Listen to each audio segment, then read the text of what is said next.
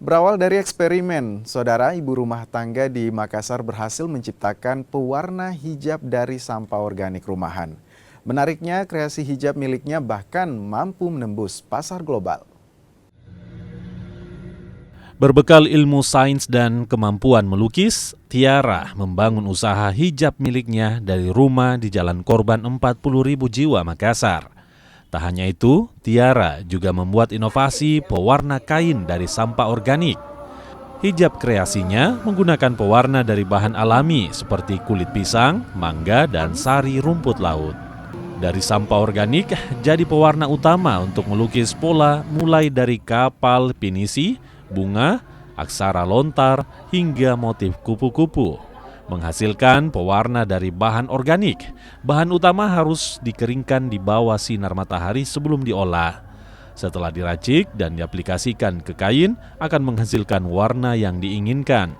Saya membuat suatu inovasi baru, yaitu hijab dengan pewarnaan alam. Yang tadinya dari ekstra sampah rumah tangga, ekstra pisang, kulit pisang kita buat pewarnaannya, sekarang kita coba untuk ke rumput laut. Yang mana rumput laut itu memberikan warna yang sangat bagus, birunya lain dari yang sintetis-sintetis yang lain.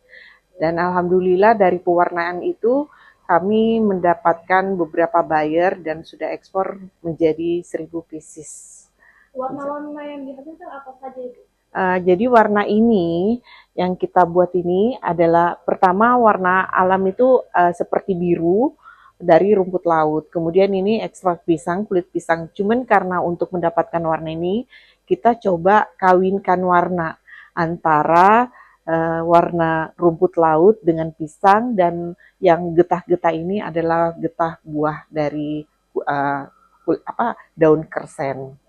Usaha hijab yang dirintisnya selama 4 tahun terakhir kini mulai membuahkan hasil.